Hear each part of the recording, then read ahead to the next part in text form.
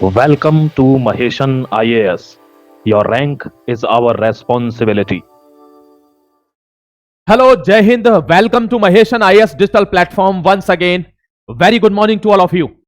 दोस्तों, एक कहावत आपने सुनी होगी कि घर का भेदी लंका ढाए, और आज वो मैं आपको इस आर्टिकल में जरूर डिस्कस करूंगा। सबसे पहले एक आपको आर्टिकल दिखाने जा रहा हूं जिसमें यह बात सिद्ध होती है कि operatives are less dangerous than the technical experts. जो लोग ऑपरेटिव होते हैं, यानी बम धमाके इधर से उधर पहुंचाते हैं या फाड़ते हैं बम, वो उतने खतरनाक नहीं है। जो टेक्निकल लोग हैं वो ज्यादा खतरनाक हैं। ये इस आर्टिकल में आपको प्रूव करूंगा। अभी आपने देखा होगा कि उमर खालिद और शर्जील इमाम दोनों की बेल पर रोक लगाना चाहती है पुलिस कि इनको बेल ना दी जाए, क्योंकि दोस्तों अभी आप देख रहे हो देश में क्या माहौल है। डोभाल साहब का एक बयान आया हुआ है कि भारत में से आईएसआई ने, पाकिस्तान की ने, यहां इंटेलिजेंस के लिए वो मुसलमानों से ज्यादा हिंदुओं को रिक्रूट करते हैं, यानी यहां हिंदू ज्यादा इंटेलिजेंस करते हैं और पहुंचाते हैं किसको? आईएसआई को। आप देखिए घर में कैसे कैसे लोग हैं, ये आपको समझना होगा।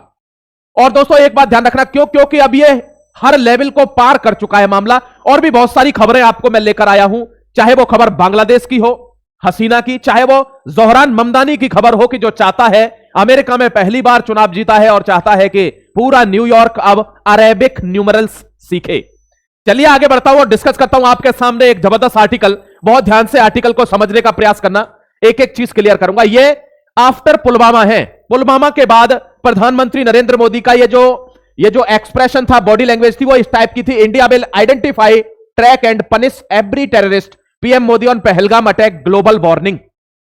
और उसके बाद क्या हुआ था, रेस्ट इज हिस्ट्री। आप सभी जानते हो कि उसके बाद भारतीय सेनाओं ने क्या वर्चस्व का प्रदर्शन किया और घर में घुसकर उनके एक एक चिथड़े को दोस्तों ऐसे उड़ा दिया, आप समझते होंगे। मैं आगे बढ़ जाता हूं और दूसरी न्यूज आपको बताता हूं। ये दिल्ली ब्लास्ट के बाद है और ये भूटान से खबर आई है प्रधानमंत्री की। वे क्या कहते हैं? All those responsible for the Delhi blast will be brought to justice, says PM Narendra Modi in Bhutan itself. Bhutan की यात्रा पर थे और भूटान में से ही यह मैसेज दिया है कि जो भी इसमें शामिल हैं उनको न्याय दिया जाएगा, उसको न्याय के हर पायदान पर ले जाया जाएगा जो उसके लिए सजा होगी। यह दूसरा निर्णय है। और आप देख रहे होंगे इसी बीच बहुत से लोगों की जो कॉन्स्पिरेसी में या एंटी नेशनल एक्टिविटीज में शामिल है, उन सभी की बेल रद्द कर दी गई है। यानी पहले सफाई अंदर से हो रही है, उसके बाद बाहर से देखी जाएगी। अब मैं आपको एक चीज और बता देता हूं दोस्तों कि हमने अगर रेस्पॉन्स बहुत ज्यादा लेट किया तो फिर हमारे ऊपर कितना बड़ा खतरा है, यह भी मैं इस आर्टिकल में लेकर आया हूं कि हमने बहुत ज्यादा लेट कर दिया रेस्पॉन्स तो भी भारत के ऊपर खतरा है। मैं आपको बताऊंगा। देखिए यह है शर्जील इमाम और यह है दोस्तों कौन? उमर खालिद। आपने अगर जेएनयू के, अगर आपने वो कैंपस के नारे अगर आपको याद होंगे, जिनमें से एक आदमी लीडर बन गया है, कन्हैया कुमार, कांग्रेस पार्टी में, भारत तेरे टुकड़े होंगे, टुकड़े टुकड़े गैंग के जो मेंबर थे उनमें दोस्तों ये वो मसीहा हैं, दोनों उसमें शामिल थे। ये इन्होंने साफ पोस्टर लहराए थे, we don't want democracy, we want Islam. तो ये आप देख लेना, इनकी क्या है? Intellectual terrorist more dangerous, cops oppose Sharjeel and Umar bails plea in Delhi right. Delhi में जो दंगा हुआ था उस पर दोस्तों कोर्ट ने कहा है, सॉलिसिटर जनरल ने कहा है, जो भारत की सरकार की तरफ से वकील होता है, कि वे कोई इंस्टेंटेनियस रिएक्शन नहीं था, वो अचानक से जो स्पॉन्टेनियस रिएक्शन होता है वो नहीं था। वो क्या था? वो पूरी तरीके से प्री प्लान्ड दंगे थे, जिसमें आम आदमी पार्टी का नेता अभी भी जेल में है दोस्तों, आपको पता होगा शायद, है ना। तो दिल्ली में जो दंगे हुए थे उनको इन लोगों ने लीड किया दोस्तों। और यहां पर पुलिस यही कह रही है कि इंटेलेक्चुअल टेररिस्ट जो होता है, जो डॉक्टर, इंजीनियर, रिपोर्टर, ये जो होते हैं ये ज्यादा खतरनाक होते हैं, बशर्ते किससे? एक आदमी जो ऑपरेट कर रहा है केवल उस ऑपरेशन वाले से। यहां देख लीजिए इन बंदों का professional turning to anti national activities, Delhi police on Khalid Imam bail plea, कि ये एंटी नेशनल एक्टिविटीज में शामिल है, इनको बेल नहीं दी जानी चाहिए। क्या जरूरत है इनको बेल देने की? अभी जब वो लोग जो निर्दोष है वो तो सड़ गए जेलों में, उनकी जिंदगी निकल गई, और बाद में जब बुढ़े होकर वो निकले तो पता चली कि वे निर्दोष थे। और इनको ऐसा क्या करना है बाहर आकर जो इनको इतनी जल्दी बेल देनी है, जबकि ये इतने बड़े एंटी नेशनल एक्टिविटीज में शामिल हैं, इन पर यूएपीए तक लगे हुए हैं। देशद्रोह के मुकदमे दोस्तों, आपको जानते हो, राजद्रोह का मुकदमा लगा था इन लोगों के ऊपर, तो इनको इतनी जल्दी क्या है बेल की? इसलिए पुलिस मना कर रही है दोस्तों कोर्ट में कि इनको बेल नहीं मिलनी चाहिए। आज का माहौल देखते हुए मैं आपको आगे दिखा देता हूं। ये देखिए एक क्यों बेल की मना कर रहे हैं, ये भी आप समझ के चलना, थोड़ा ऐसे ही मना नहीं कर रहे। देखिए यही शर्जील इमाम और उमर खालिद, ये दोस्तों चिकन नेक है, आप जानते हो सिलीगुड़ी कॉरिडोर है, ये भूटान है और ये है हमारी सेवन सिस्टर, अरुणाचल, आसाम, नागालैंड, मणिपुर, मिजोरम, त्रिपुरा, मेघालय। इन्होंने अभी अभी क्या हुआ था 16 जनवरी 2020 को अलीगढ़ में, दोस्तों शर्जील इमाम अलीगढ़ में इन्होंने क्या कहा था, सीन एड्रेसिंग, एक ग्रुप ऑफ यंगस्टर को ये एड्रेस कर रहे थे, यानी भाषण दे रहे थे, और इन्होंने कहा था अगर हमारे पास 5 लाख लोग अगर हम सिर्फ जोड़ ले, ओनली 5 लाख लोग, तो हम इस चिकन नेक को काट सकते हैं भारत से। यह किसका बयान है? शर्जील इमाम का, जो बेल मांग रहा है। कमेंट सेक्शन में लिखिए इसको दे दे क्या बेल, या इसका हिसाब करना चाहिए। देखिए दोस्तों, कह रहा है 5 लाख लोग अगर सिर्फ आ गए तो हम और आराम से परमानेंटली कट ऑफ कर देंगे इंडिया को नॉर्थ ईस्ट से, यानी चिकन नेक से। और फिर इसने बाद में क्या बोला, अगर परमानेंटली नहीं कर पाते मान लीजिए, तो 1 महीने के लिए तो इतना अलग कर देंगे कि 1 महीने तक हम इतना कूड़ा कचरा और ये सब डाल देंगे उस इलाके में कि आपको एयरफोर्स के अलावा कोई रास्ता नहीं मिलेगा जाने के लिए। और क्या कहता है बाद में, ये चिकन नेक हमको इसलिए अलग करना है क्योंकि दोस्तों यहां देखिए, मैं दिखाता हूं आपको, scattered so much debris on the tracks that it takes at least month to clear it. इतना कूड़ा डाल देंगे कि 1 महीना लगेगा उसको साफ करने में, और तब तक हम नॉर्थ ईस्ट में आराम से 5 लाख लोग कर पाएंगे। यहां देखिए, go using air force responsibility to cut off Assam, cut off all supplies here, can not stop because chicken neck belongs to Muslims. क्या बोल रहा है Sharjeel Imam? Chicken neck belongs to Muslims, और इस वजह से पुलिस मना कर रही है कि इसको बेल नहीं देनी जानी चाहिए। दोस्तों ये अलीगढ़ की घटना है 2020 की, यानी जो दिल्ली राइट्स थे, दंगे थे, वे प्री प्लान्ड थे, ना कि वे दोस्तों अचानक से हो गए थे। ध्यान रखिएगा। ये देखिए, no democracy we want just Islam. ये देखिए, ये वही शाहरुख है, ये वही बंदा है दोस्तों जिसके ऊपर इतनी बहुत ज्यादा पुलिस में और उनमें कोर्ट में आपस में अनबन हुई थी कि यह बंदा कौन है, जो गोली चलाता हुआ, बंदूक लहराता हुआ पुलिस के सामने रोडों पर घूमा था। ये दिल्ली दंगों की तस्वीरें हैं, दिल्ली दंगों की। यहां देखिए, जब पढ़े लिखे लोग आतंकवादी बन जाते हैं तो वे ओवरग्राउंड वर्कर से ज्यादा खतरनाक हो जाते हैं। डॉक्टरों और इंजीनियरों के लिए देश विरोधी गतिविधियों में शामिल होना अब एक ट्रेंड बन गया है। ये लोग सरकारी पैसों का इस्तेमाल करके पढ़ाई करते हैं, एंटी नेशनल एक्टिविटी में इन्वॉल्व हो जाते हैं। जेएनयू में 3000 में पूरी साल पढ़ाई कर रहे हैं ये लोग, हॉस्टल में और रहते हैं ये लोग। दोस्तों इन पर कोई कार्रवाई करनी चाहिए तो सबसे पहले इनके सारे डॉक्यूमेंट चेक किए जाएं, इनकी एक्टिविटी चेक की जाए। अगर कोई पर्टिकुलर, जैसे अल फलाह था, कोई चेक नहीं कर रहा था, जो चल रहा है वो चल रहा है। कब पता चली? जब इन्होंने कुछ कर दिया, जब 22-22, 25-25 डॉक्टर वहां से इस टाइप के निकल रहे हैं जो प्रोफेशनल हैं, पढ़ने में इंटेलिजेंट है, टेक्नोलॉजी की जानकारी है, और वो बम बना रहे हैं, हमको पता ही नहीं है। ऐसे ही दोस्तों इन यूनिवर्सिटीज में अगर कोई एंटी नेशनल एक्टिविटी करता है तो हमको पता रहनी चाहिए, सरकार को पता रहनी चाहिए, तो इनकी प्रॉपर एनओसी होनी चाहिए, जो कि वहां नहीं थी अल फलाह यूनिवर्सिटी में। ये यहां पर कहना क्या चाह रहा है कि दिल्ली के जो दंगे थे वो प्लान्ड थे, नॉट स्पॉन्टेनियस। सॉलिसिटर जनरल ने ये कहा है ये प्री प्लान्ड थे, ये अचानक से हुए दंगे नहीं थे। ये देखिए, debunking the poverty literacy and breeds terrorism is a myth. Yes, ये एक दोस्तों एक वहम है कि गरीबी होना, मुफलिसी होना या सताया जाना, ये सारी चीजें कारण बनती है कि आदमी क्या बन रहा है, टेररिस्ट बन जाता है। जैसा कि आपने देखा होगा, अबू आजमी कह रहा था कि ये मजलूम है, ये मुफलिसी में जीते हैं, इन पर अत्याचार हुए हैं, इसलिए ये आतंकवादी बन गए हैं। देख लीजिए, यहां पर यह चीज गलत साबित होती है कि नहीं। ये एक वहम है कि ये मुफलिसी में, गरीबी में, अत्याचारी में कौन बनते हैं, आतंकवादी नहीं। ये सारे के सारे doctor, highly professional doctor, highly trend engineers, well designed reporters, ये अनपढ़ गवार हैं, या इन पर मुफलिसी है, गरीबी है, या इन पर अत्याचार हो रहा है, नहीं। The everything which directly depends on the mindset, that what kind of mindset you are having for your country, that derives you in the future. दोस्तों ये आपको चलाता है कि आपकी मानसिकता क्या है, आपका नजरिया क्या है अपने राष्ट्र के प्रति, दूसरे लोगों के प्रति, ये आपकी लाइफ को ड्राइव करता है। और यहां से देखा जा सकता है कि ये सिर्फ जुमले हैं कि गरीबी, अत्याचारी और ये सब किसी आदमी को, वो जो ज्योति मल्होत्रा पकड़ी जाती है दोस्तों, आईएसआई के लिए भारत की सारी सूचनाएं दे रही थी, किसको, आईएसआई को। ज्योति मल्होत्रा जो पंजाब से पकड़ी जाती है, क्या वो मुफलिसी में थी? यूट्यूब चैनल चलाती थी, धुआंधार पैसे कमा रही थी, अच्छे खासे कपड़े, खानदान से थी वो जो बंदा जो हनी ट्रैप में फंसता है पाकिस्तान की लड़की के में, वो जो सरदार था, क्या वो गरीब था? नहीं।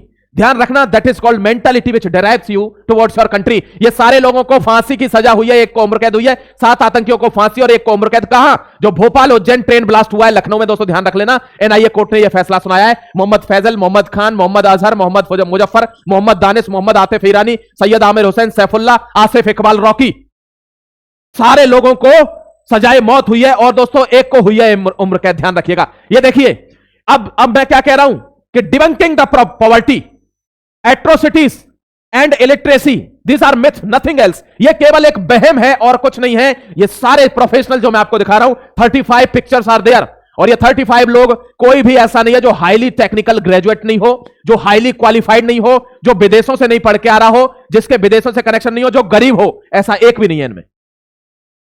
तो ये बात यहां गलत साबित होती है कि ये मुफलिसी में और उसमें क्या करते हैं, ऐसा काम करते हैं, नहीं। इनको डिराइव किया जाता है, ये ब्रेन वॉश्ड हैं, ये टेक्निकल ब्रेन वॉश्ड हैं दोस्तों। और अगर पढ़े लिखे लोगों को अगर इस तरीके से ब्रेन वॉश किया जा सकता है तो आप समझिए आतंकवाद की चरम सीमा कहां है। यानी ये सिर्फ भारत के लिए नहीं, ये पूरे विश्व के लिए एक बीमारी है जिसको समाप्त करना जरूरी है, ध्यान रखना। कोई बात नहीं, किसी दिन जब अपने घर में आएगी तो समझ में आएगा, अभी नहीं आता। देखिए ये सारे दोस्तों क्या है, ये आतंकवादी संगठन है, ISIS, al Qaeda, Boko Haram, Taliban, अल सदाब, Hezbollah, Hamas, Lashkar e Taiba, Islamic Jihad Movement, तहरीके जैसे मोहम्मद जामिया, दोस्तों Jemaah Islamiyah, Abu Sayyaf Group, Haqqani Network, Harkatul Mujahideen, Ansar al Sharia, Ansar al Islam, Harkatul Jihad Islami, Ansar बैत मकदस, तहरीके नजाफे इस शरीयत मोहम्मदी, ये सब क्या है, ये सब आतंकवादी संगठन है। और आपको शॉकिंग न्यूज दिखाता हूं, ये देखिए दोस्तों, पाकिस्तान पाकिस्तान पाकिस्तान पाकिस्तान पाकिस्तान पाकिस्तान पाकिस्तान पाकिस्तान, ये देख लीजिए कौन है इसका जन्मदाता, पाकिस्तान। और ये क्या कहते हैं कि हम आतंकवाद के खिलाफ काम करते हैं, ये एक मिथ है, ध्यान रखिएगा। ये दोस्तों वही आदमी है जो कह रहा है कि शहादत का मतलब है फिदायनी हमला यानी सुसाइड बॉम्बिंग। ये कौन है, हाईली क्वालिफाइड डॉक्टर। इसकी इंग्लिश देखिए, भारत के अच्छे पढ़े लिखे आदमी से अच्छी इसकी इंग्लिश है। टर्की से डायरेक्ट संबंध है इसके, पाकिस्तान से डायरेक्ट कॉलिंग है इसको, बांग्लादेश से डायरेक्ट कॉलिंग है इसको, 68 कॉल्स हुए रेड फोर्ट से। They are damn highly technical qualified terrorist. ऐसे लोगों को कैसे पहचानोगे आप, ध्यान रखना दोस्तों। देखिए सबसे बड़ा स्टेटमेंट आपके लिए दिखा रहा हूं, आप समझ जाएंगे इस स्टेटमेंट से। ये डोभाल साहब का स्टेटमेंट है, the national security adviser. Bharat में आईएसआई ने जासूसी के कामों के लिए मुसलमानों से ज्यादा हिंदुओं को भर्ती किया हुआ है, डोभाल साहब का स्टेटमेंट है। सिंस 1947 आजादी के बाद से Pakistan ISI has recruited more Hindus than Muslims for intelligence task in India and ऐसे डोभाल। समझिए कौन गद्दार है, लगाइए अंदाजा कौन धोखा दे रहा है देश को। दोस्तों आपको मैंने अभी कुछ दिन पहले वीडियो बनाया था ज्योति मल्होत्रा का भी। आईएसआई ऐसा प्लॉट ट्रैप करती है, जब वो इतने हाई फाई पढ़े लिखे क्वालिफाइड्स को दोस्तों ब्रेन वॉश कर सकती है तो वो किसी को भी कर सकती है। और आईएसआई भारत में इंटेलिजेंस के लिए हिंदुओं को ज्यादा यूज करती है रादर देन यूजिंग मुस्लिम्स। आप देखिए कैसे टेररिस्ट खत्म नहीं हो रहा। वो चांदनी चौक में क्यों ब्लास्ट होते हैं, क्योंकि अपने ही यहां के कुछ लोग उनको खबर देते हैं। दोस्तों एक एक चप्पे चप्पे की जानकारी रहती है इनको, तब जाकर ये होते हैं, ये ऐसे ही नहीं होते। आप देखिए एक यहां से 3000 किलोग्राम यानी 3 टन अमोनियम नाइट्रेट पकड़ा जाता है और जा कहां रहा है, वो नौगांव जा रहा है, जबकि जाना कहां था उसको, जम्मू जाना था। और वो अचानक से ब्लास्ट हो जाता है, उसमें सारे सबूत जो इकट्ठे थे वे सब नष्ट हो जाते हैं। इनकी जांच चल रही है, एनआईए इस पे आगे आया अब कि ये क्या हुआ था, किस तरीके से अचानक से ये हुआ। देखो दोस्तों सबसे बड़ा मैंने आपको बताया था ना, द ग्रेटेस्ट टेररिस्ट कौन है जो पैदा करता है टेररिस्ट को, दोस्तों वो कौन है, ये देखिए, ये सीरिया का वो आतंकवादी है, स्टॉप दिस टेररिस्ट। इसका नाम क्या है, मोहम्मद अल ज्वालानी। ये वो टेररिस्ट है सीरिया का, आईएसआईएस का, जिस पर दोस्तों $10 मिलियन का रिवार्ड है।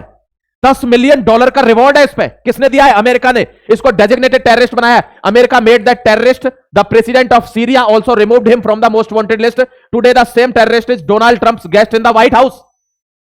पाकिस्तान नहीं समझता, कोई नहीं समझता, समझिए इनको सिर्फ बिजनेस चाहिए, इनको किसी चीज से मतलब नहीं है। यहां देख लीजिए आप एक बार, यह बंदा व्हाइट हाउस में आता है जिसके ऊपर $10 मिलियन का इनाम है। The US had placed bounty of 10 million terrorist in Syria. इसको प्रेसिडेंट बनाया और व्हाइट हाउस में विजिट कराया, अब ये प्रेसिडेंट है और ये हट गया टेररिस्ट की लिस्ट से, देखिए मोस्ट वांटेड से। दोस्तों अगर आतंकवाद नहीं होगा, देशों में इंसर्जेंसी नहीं होगी, इस तरीके से लोग नहीं मरेंगे, दहशत नहीं होगी, खौफ नहीं होगा, तो अमेरिका का हथियार नहीं बिकेगा। ये समझने का विषय है। ये देखिए, ये ऑपरेशन सिंदूर के बाद का है कि पीएम का राष्ट्र के नाम संबोधन था 12 मई को कि हमारी बहनों बेटियों के माथे का सिंदूर हटाने का अंजाम क्या होता है, ये अब देश जान चुका होगा। क्योंकि हमने वो जो ब्लास्ट किया था दोस्तों, हमने 11 एयर बेसिस को, अब तक उनकी रिपेयरिंग चल रही है। पाकिस्तान तुमसे बोल रहा हूं, दलालो, उसको रिपेयर तो करा लो, दोबारा लड़ने के लिए तैयार हो रहे हो। इनके पुराने बेसिस अभी रिपेयर नहीं हुए, 6 महीने से काम चल रहा है। आप नुकसान का अंदाजा लगा लीजिए कितने अंदर तक ठोका होगा भारत ने।